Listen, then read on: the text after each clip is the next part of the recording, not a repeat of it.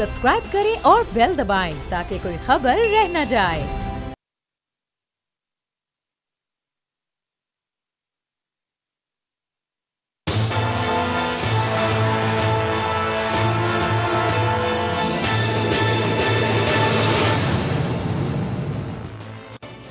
अस्सलाम वालेकुम। प्रोग्राम तज्जिया में अलीना इलियास, समी इब्राहिम और राना ताहिर मेरे साथ। आज के इस प्रोग्राम का आगाज़ करने से पहले मैं एक माज़रत करना चाहूँगी।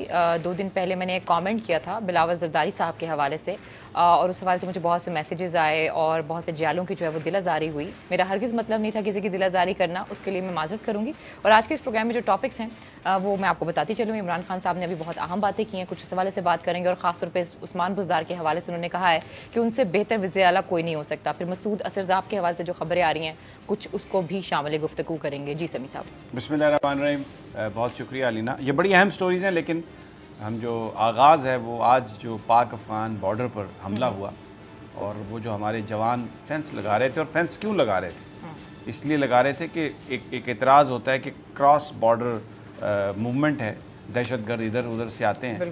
तो ये बहुत लंबा बॉर्डर है, 2000 से ज़्यादा, लेकिन तकरीबन 1000 मील जो है उस पर ये वो लगा चुके हैं फेंस, और आज भी वो फेंस लगा रहे थे। तो जो हमला हुआ वहाँ पर 3 हमारे जो जवान थे वो शहीद हुए पाकिस्तान के लोगों को अमन देने के लिए। लेकिन इसमें जो बड़ी एक अहम बात है, देखिए अफ़गानिस्तान हमेशा पाकिस्तान पर ये इल्ज़ाम लगाता है, भारत पाकिस्तान पर ये इल्ज़ाम लगाता रहा कि जो पाकिस्तानी सरज़मीन है वो इस्तेमाल होती है टेररिज्म के लिए जी। अब आज पाकिस्तानी जवानों पर हमला हुआ, पाकिस्तानी फ़ौज पर हमला हुआ, और ये हमला अफ़गानिस्तान की तरफ से हुआ। तो अफ़गानिस्तान की जो सरज़मीन है वो कौन इस्तेमाल कर रहा है दहशतगर्दी के लिए? TTP। और बताएं, अफगान अशरफ गनी साहब बताएं। और फिर यहाँ पर जो अमेरिका के डिप्टी इनके हाई कमिश्नर बैठे हुए हैं या एम्बेसडर बैठे हुए हैं, वो बताएं कि अफगानिस्तान की गवर्नमेंट को कौन, ये इस वक्त एक पपेट गवर्नमेंट है वहाँ पे, और उसको कौन सपोर्ट कर रहा है, किसने उसको इंस्टॉल किया? ज़रा ये बताएं ना कि अफगान सरजमीन जो है वो कौन इस्तेमाल कर रहा है दहशतगर्दी के लिए और सारा ये पाकिस्तान पर अटैक करने के लिए। पाकिस्तान एक फेंस बना रहा है, अपने ख़र्चे पे बना रहा है, और वो अगर आप और देखें पाकिस्तान के जवान उसमें लगे हुए हैं, और ताकि इस खित्ते में अमन हो, ताकि ये जो एक इतराज़ है ये ख़त्म हो बड़ा। और हमारे लिबरल्स भी जो बातें करते हैं बहुत ज़्यादा कि पाकिस्तान की सरजमीन, और पता नहीं DGISPR की प्रेस कॉन्फ्रेंस पर बहुत सारी गुफ्तगू हो रही है, हो सकता है उसमें बहुत सारी चीज़ें हैं जिन पे चले आप डिस्कस कर सकते हैं उसको, लेकिन ज़रा इस पर भी तो बात करें ना कि जो सरजमीन है अफ़गानिस्तान की, ये जो आप हमला कर रहे हैं पाकिस्तान पर, ये अब इसका कौन रिस्पॉन्सिबल है, कौन इसका जवाब देगा? फॉरेन ऑफिस इसका अफ़गान हुकूमत जवाब देगी, या वाशिंगटन जवाब देगा, या वो जो दूसरे ममालिक हैं जो बड़ी मोहब्बत में मरे जा रहे हैं इंडिया की, वो इसका जवाब देंगे? बड़ा अफसोसनाक ये वाक़या।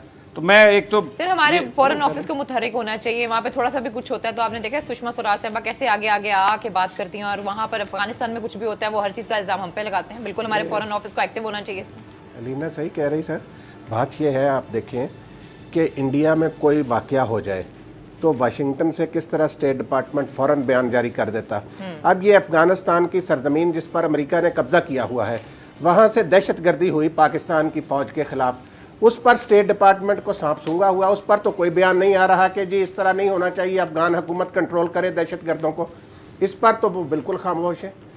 असल बात यह है कि एजेंडा उनका जो है वो यही होता है कि पाकिस्तान के खिलाफ कोई साजिश करना, और इसमें वो दहशतगर्दों के साथी हैं, वो साथी हैं दहशतगर्दों के। अच्छा, अब प्रोग्राम में जो हमने स्टोरीज डिस्कस करनी है, यौम तासीस जैसे आपने कहा इमरान खान साहब का, तहरीक कन्वेंशन सेंटर में एक जो कुछ भी वहाँ पर हो रहा था उसका एक बैकग्राउंड था, और वो किसी न किसी कॉन्टेक्स्ट में हो रहा था। बड़ा इस वक्त ये चल रहा है, इल्ज़ाम लग रहा है तहरीक इंसाफ पर कि जी उन्होंने क्या किया 8 महीने में, महंगाई हो गई, पता नहीं हुकूमत फेल हो गई, सारी जमातें इकट्ठी हो गई और अपोजिशन की, और एक कैंपेन कर रही हैं, मीडिया पर भी एक कैंपेन है, और एक तासुर देने की कोशिश की जा रही है कि शायद तहरीक इंसाफ कैपेबल नहीं थी, इमरान खान साहब हल नहीं कर सकते।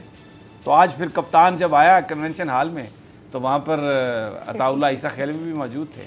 तो एक पॉलिटिकल पार्टी का जलसा था, और उसमें पॉलिटिक्स पे बात हुई, और इमरान खान ने खुलकर सब पर बात की। मैं एक मोन्टाज है तकरीबन 2-2.5 मिनट का, एक सॉन्ग है, कुछ शेर है जो कहे अताउल्लाह खान ईसा खैलवी ने। और ये जो पाकिस्तान की इस वक्त सूरत हाल है, ये इमरान खान की जमात का, इमरान खान का उस सारी सूरत हाल पर जवाब है।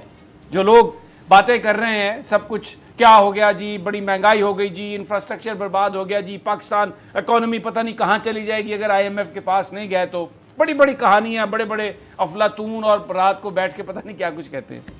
ज़रा प्रोड्यूसर साहबा, ये फरहान न्याजी और रिमशा दो हमारे टीम के लोग हैं, इन्होंने इसको बनाया। हाँ जी, तो ज़रा सुनवाइए ज़रा जो अताउल्लाह खान ईसा खैलवी ने इमरान खान की तरफ से ये जो सारा क्राइसिस है उसका जवाब कैसे दिया। अभी मुश्किल वक्त है यार, न हिम्मत हार, अच्छे दिन आएंगे, यकीनन आएंगे। अभी मुश्किल वक्त है यार, न हिम्मत हार, अच्छे दिन आएंगे, यकीनन आएंगे। बड़ी बड़ी कौमों पे भी बुरे दिन आते हैं, हौसला जो रखते हैं वही जीत जाते हैं। हो जितनी बड़ी दीवार गिर जाएगी सरकार, अच्छे दिन आएंगे, यकीनन आएंगे।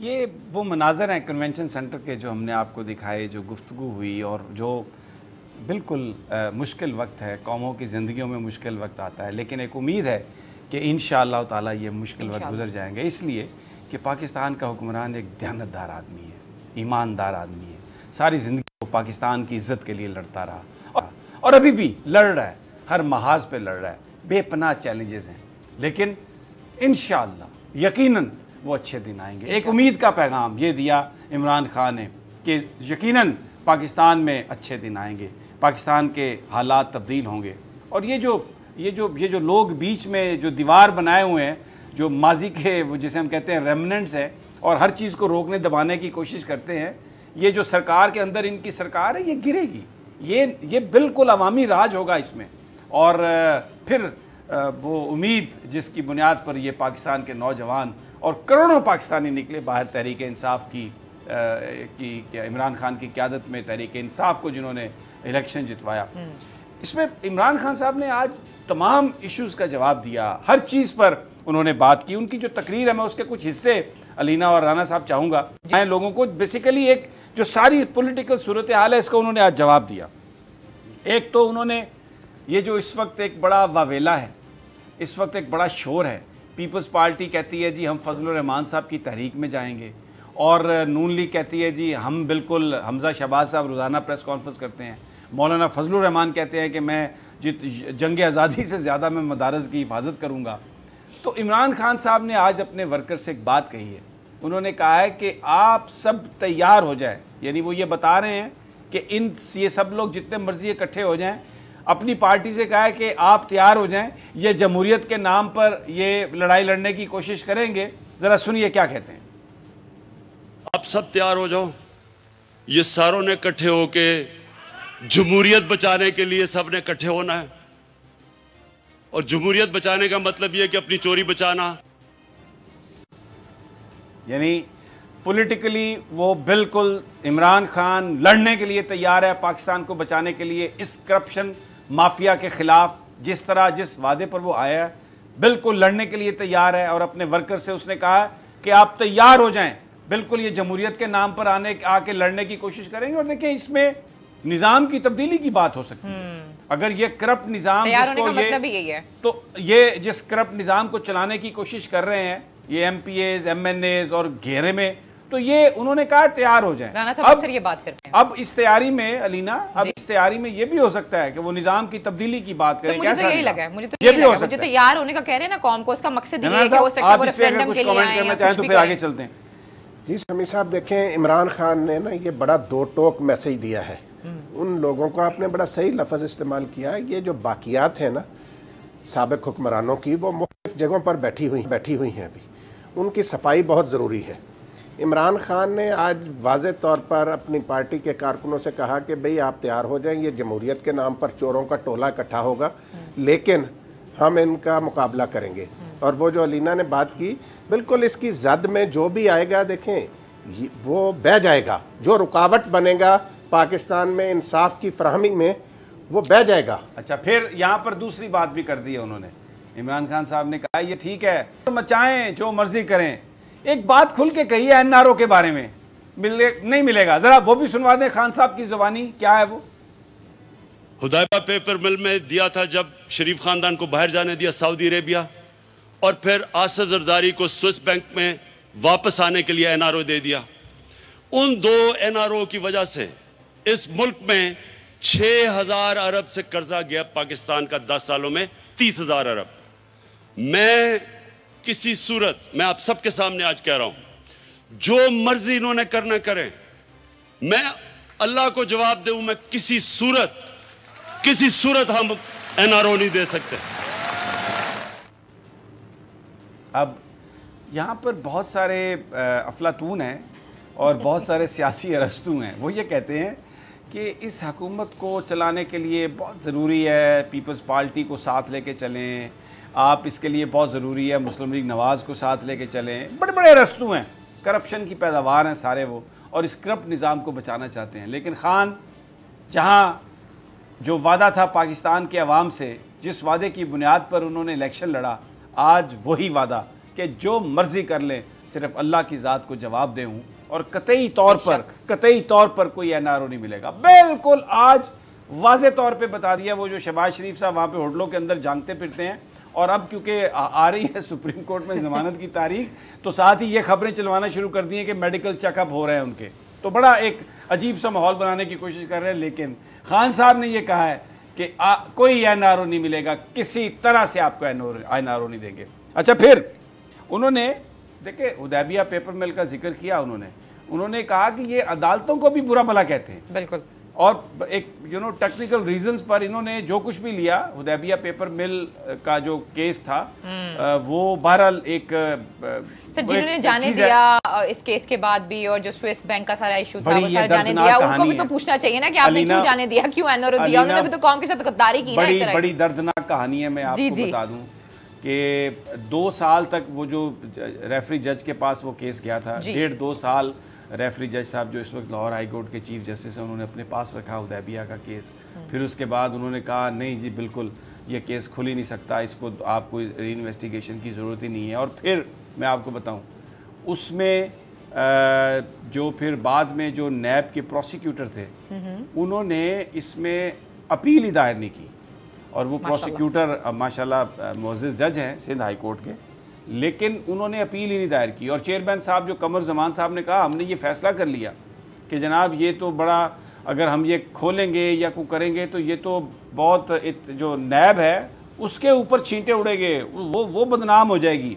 और जिस पर सुप्रीम कोर्ट ऑफ पाकिस्तान में ये कहा था फिर जस्टिस अजमत सईद शेख साहब ने कि आपने तो आज दफन ही कर दिया यहाँ पे नैब को सुप्रीम कोर्ट के अंदर। बड़ी दर्दनाक कहानी है, छोड़े इस पर कभी बाद में जाएंगे। ज़रा ये शॉर्ट अगर सुनवा सकें जो इमरान खान साहब ने कही बात। अब जो हुदैबा पेपर मिल था, इसमें शरीफ खानदान की 90 की दिहाई की मनी लॉन्ड्रिंग पकड़ी गई। इनको शुक्र करना चाहिए कि अदालतों को ये बुरा भला कहते हैं, अदालतों ने टेक्निकल रीजन पे इनको बचा लिया।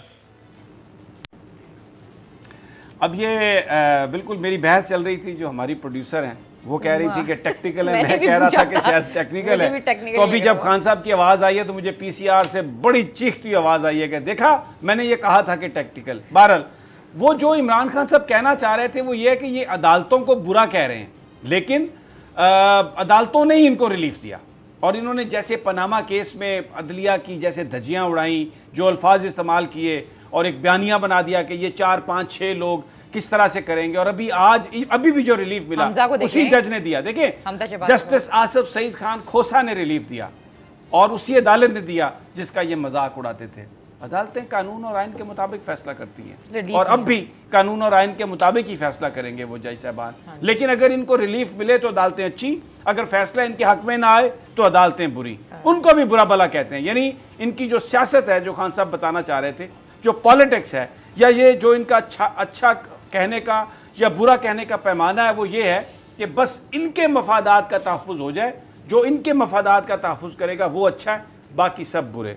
और एक और बात, बड़े बड़े जो हमारे जय्यत बड़े बड़े सहाफ़ी जो शर्तें लगाते हैं, इमरान नहीं, अगर बुज़दार नहीं जाएगा तो इमरान चला जाएगा, और बुज़दार जा रहा है, बुज़दार आ रहा है। एक ऐसे शख्स को उन्होंने तौसा से, जो आदमी एक मिडिल क्लास आदमी था जिसके गांव में बिजली नहीं थी, उसको चीफ मिनिस्टर बनाया। जो तहरीक इंसाफ का नजरियाती जो एक चीज़ें लेके चलना है, जो उनकी हिफाजत करे, जो अपने कायद के मिशन को आगे लेके चलता है, उसके बारे में जो प्रोपेगेंडा किया पाकिस्तान के मीडिया पर, अब मैं नाम नहीं लेता फिर मेरे दोस्त खफा हो जाएंगे। बहुत सारे जो जय्यद जो बड़े कलमकार हैं और बड़े टॉक शो होस्ट है, और फिर अंजुमन सताइश बामी के भी वो परमानेंट मेंबर्स हैं, उन्होंने बड़े बड़े फसाने घड़े। लेकिन इमरान खान साहब ने वो जो आज सारा उनका फ़लसफ़ा था ना, वो मुझे नहीं पता कहाँ पे वो डाल दिया। ज़रा वो आप ज़रा बुज़दार साहब के बारे में जो कहा इमरान खान साहब ने, ज़रा वो सुन लें। पंजाब में हमें कहा गया कि जनाब शहबाज शरीफ से ज़्यादा कोई ज़बरदस्त चीफ मिनिस्टर आया नहीं। हर दूसरे दिन हमें गिराया जाता है और इंशाल्लाह ये साबित होगा कि जो हमारा उस्मान बुज़दार से बेहतर कभी पंजाब में चीफ मिनिस्टर नहीं आएगा।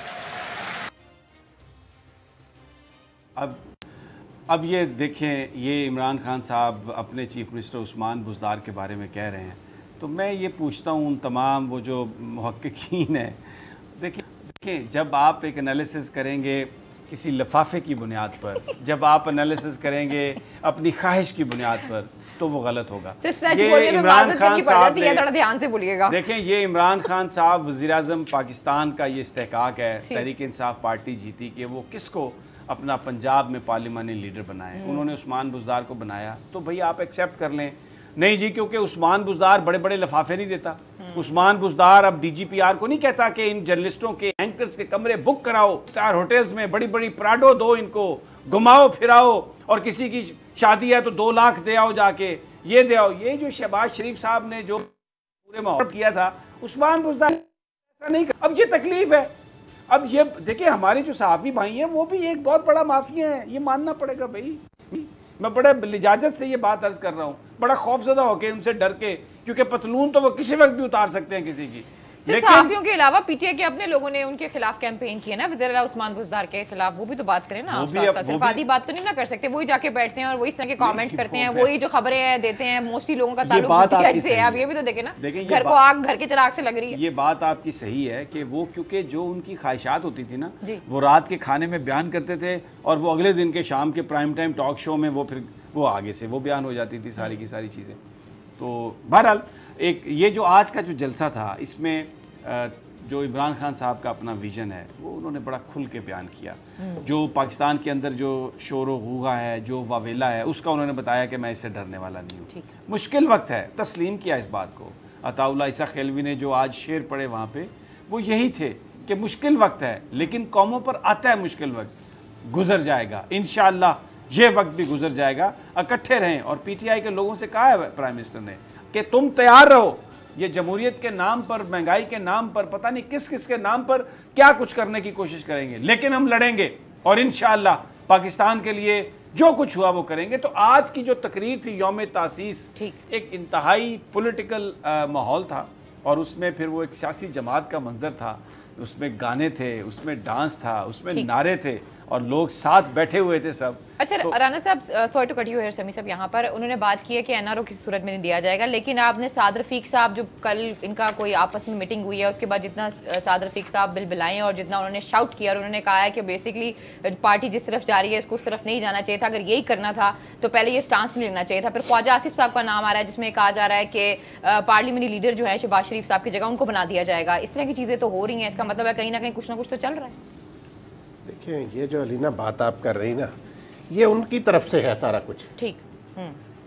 मुस्लिम, आप देखें नवाज शरीफ साहब भी चुप है ना, जब से वो बाहर आए हैं उन्होंने कोई सियासी बयान नहीं दिया। शहबाज शरीफ साहब भी लंदन में इधर उधर टहलते फिरते हैं, कोई सख्त बयानात नहीं दे रहे, कुछ नहीं। वो अपनी तरफ से ये मैसेज दे रहे हैं कि भाईजान साढ़े ना कोई एनआरओ कर लो, लेकिन इमरान ने आज दो टोक मैसेज दे दिया।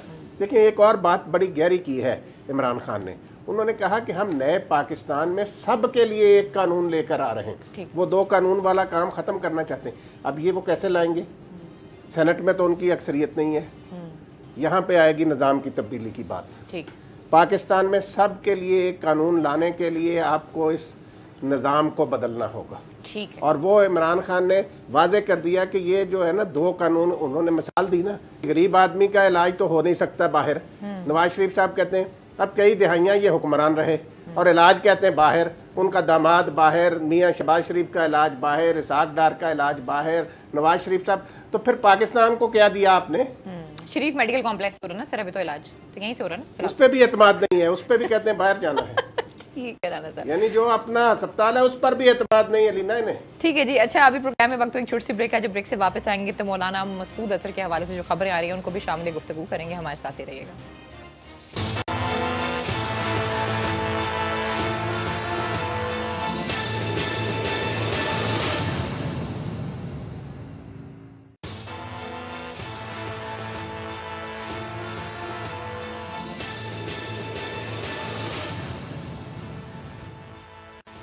वेलकम बैक नाज़रीन, फिर आपको खुश आमदीद कहते हैं जी। समीर साहब, ये जो इंटरनेशनल खबरें आ रही हैं उसके ऊपर बताइएगा आप जी। आज जो एक बड़ी अहम जो डेवलपमेंट हुई है वो फॉरेन ऑफिस ने ये बताया है कि जो यूएन सैंक्शन कमेटी है 1267 मौलाना मसूद अजहर साहब पर उसने सैंक्शंस लगा दी हैं और अब उनकी जो मूवमेंट है वो नहीं हो सकेगी, उनको असला नहीं रख सकेंगे, उनका जो अकाउंट्स हैं वो फ्रीज़ हो जाएंगे। अच्छा ये मैं बता दूं कि पाकिस्तान में ऑलरेडी उनकी जो तंजीम है वो एक प्रोस्क्राइब्ड तंजीम है, कलअदम है, और उनकी वो जो मूवमेंट है उस पर पाबंदी है। लेकिन ये बेसिकली ये एक बीच में दोपहर में एक तासुर सा दिया गया कि कोई बड़ी सफारती कामयाबी हासिल की है पाकिस्तान ने। ये एक सरेंडर है। मैं क्योंकि ये मामला कश्मीर का है, ये मामला पाकिस्तान का है, I will not mince my words and I will speak the truth what my analysis is.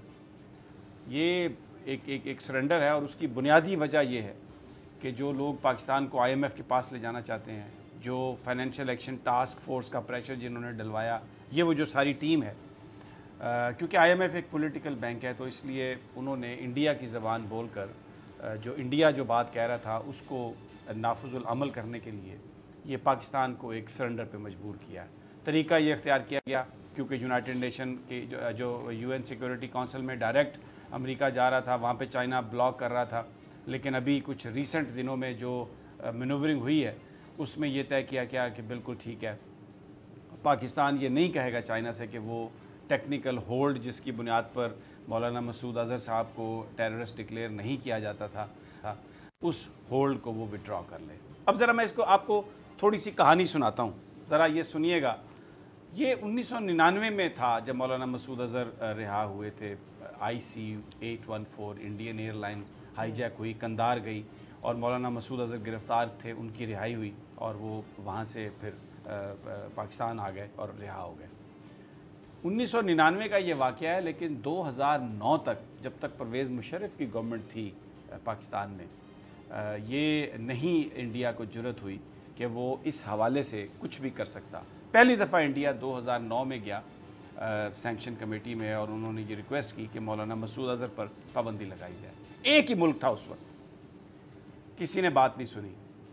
उसके बाद टाइम गुजरता है, 2016 में यूके, फ्रांस और अमेरिका की मदद से इन्होंने कहा कि जी मौलाना मसूद अज़हर पर पाबंदी लगाई जाए, उनको डेजिग्नेट किया जाए टेररिस्ट सैंक्शन कमेटी में। चाइना ने उसको होल्ड किया।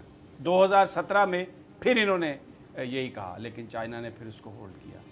2019 में भी चाइना ने इसको, जो पहला जो था उसको टेक्निकली इसको होल्ड किया, तो जिस पर यह कहा अमेरिका ने कि अब हम यूके और फ्रांस की मदद से सिक्योरिटी काउंसिल में डायरेक्ट लेके जाएंगे और पाबंदी लगवाएंगे, जिस पर चाइना ने जिसको अपोज़ किया। बीच में ये सारी मनूवरिंग हुई और अब मौलाना मसूद अज़हर साहब का नाम आ गया दोबारा, उसमें गवर्नमेंट पाकिस्तान ने विड्रॉ कर लिया और उन पर पाबंदी लग गई। अब जब 2018 में जब ये चाइना ने टेक्निकल होल्ड किया, तो उसके बाद क्योंकि देखें किस तरह से डिप्लोमेसी काम करती है, पैसा कितना अहम है, जिसलिए हम ये कहते हैं कि ये IMF नहीं करने देगा पाकिस्तान में CPEC को काम, और ये एक बड़ा पाकिस्तान के ये खिलाफ है ये चीज़ जो लोग तजवीज़ करते हैं कि फ्रांस ने अपने तौर पर यह कहा कि हम यूरोपियन यूनियन के जो मेंबर ममालिक हैं उनसे हम बात करेंगे और हम पाबंदियां लगाएंगे मौलाना मसूद अज़हर पर यूरोपियन यूनियन की हद तक। क्यों?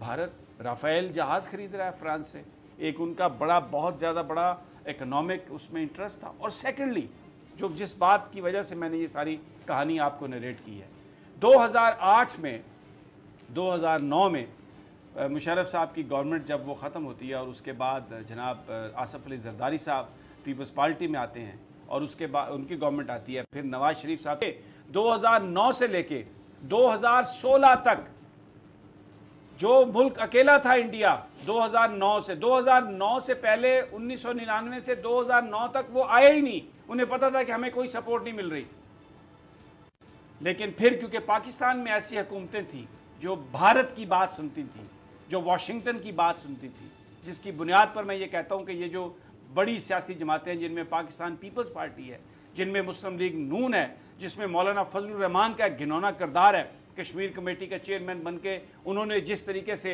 पीठ में छुरा घोंपा है, ये सब लोग मिले पाकिस्तान को आइसोलेशन की तरफ धकेला। 2009 में अकेला इंडिया और 2018 में यूके भी उनके साथ, 2016 में अमेरिका भी उनके साथ, उनके फ्रांस भी उनके साथ, और फिर 2018 के बाद फ्रांस ने कहा जी कि अगर चाइना इसको करता है, वीटो करता है उधर सिक्योरिटी काउंसिल में, तो उन्होंने अपने तौर पे यूरोपियन यूनियंस को मेंबर्स को मिला के सैंक्शंस की बात शुरू कर दी। आप ये देखें सफ़र तन्हाई का कैसे हुआ, किसने पाकिस्तान को आइसोलेशन में भेजा। आज मरियम औरंगज़ेब साहब थोड़ी देर के बाद एक वीडियो बयान रिलीज़ कर देती हैं और बिलावल भुट्टो साहब कभी अंग्रेज़ी में बात करते हैं, कभी उर्दू में बात करते हैं।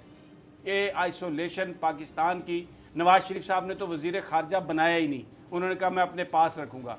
और जो अब मैं क्या अर्ज़ करूं, जो पाकिस्तान पीपल्स पार्टी ने तो जब मुंबई अटैक हुए तो ये ऐलान कर दिया था सदर जरदारी ने कि मैं ISI चीफ को इंडिया भेज देता हूं। और फिर जब 12 मई का वाक़या हुआ, जब उसामा बिन लादेन का ऑपरेशन हुआ, तो वो वाशिंगटन पोस्ट में छपने वाला मजमून जो था वो क्या था, ये लोग पाकिस्तान के मफादात के तहफ़्फ़ुज़ नहीं थे, उसका खुमियाजा। अब ये क्या कहते हैं इमरान खान को कि जो हमने मारामारी की है, जो पाकिस्तान को हमने आइसोलेशन में धकेला है, जो सत्यानाश हमने किया है, तुम 8 महीने में ये सब कुछ ठीक करके दो।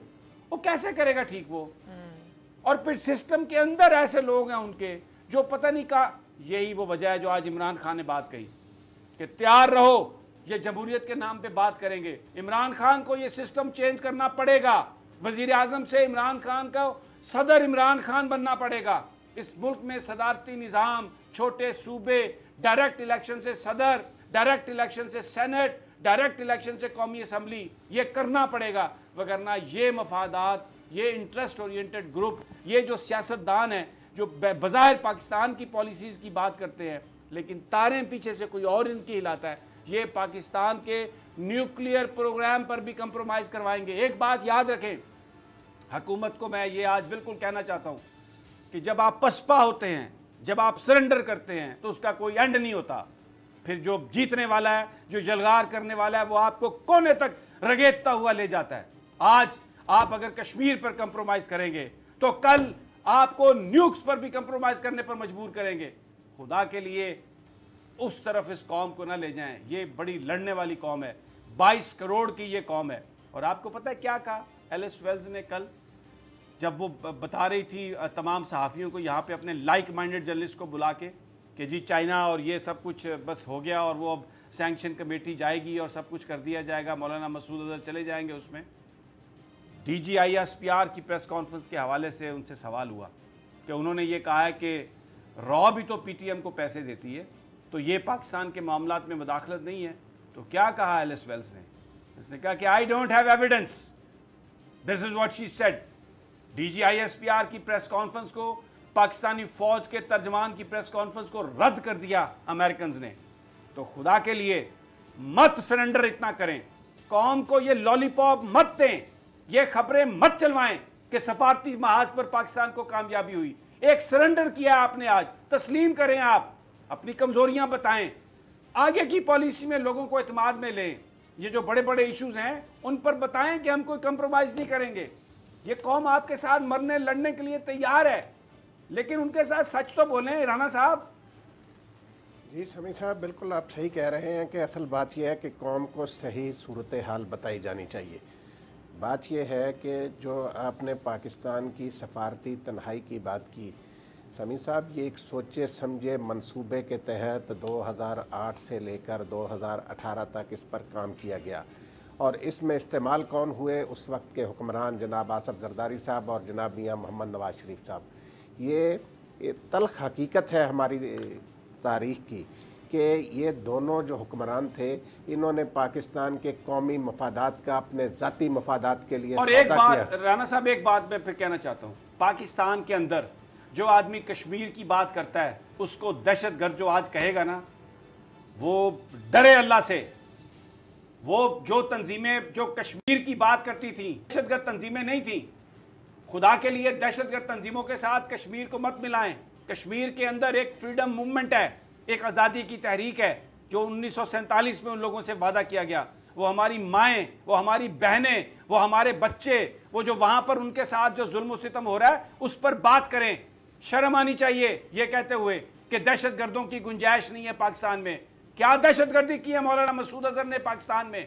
क्या दहशतगर्दी की है हाफिज सईद अहमद ने पाकिस्तान में? मुझे बताएं आप।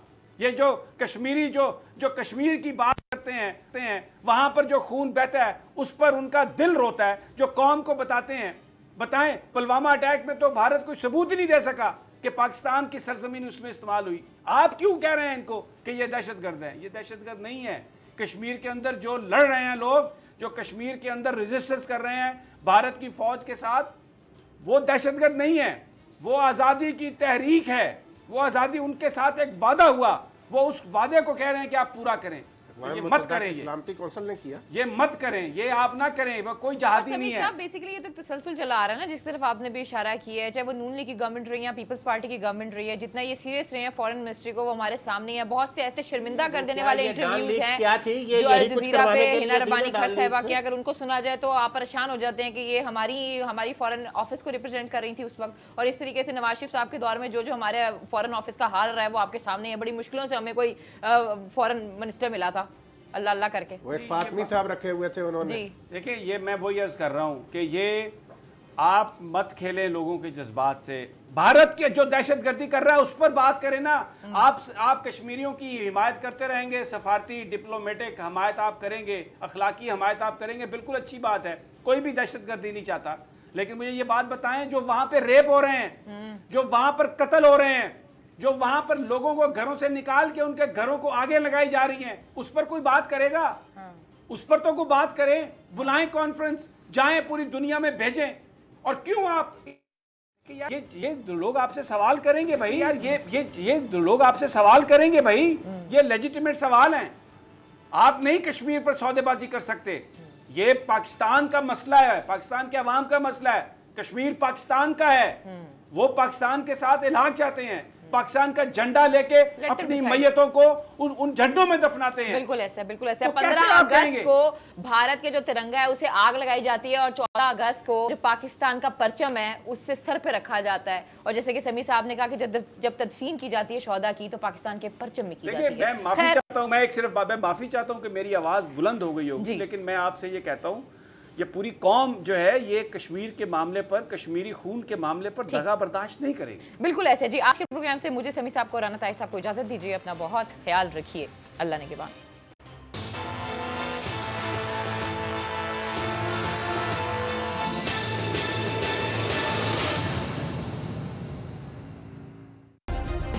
सब्सक्राइब करें और बेल दबाएं ताकि कोई खबर रह न जाए।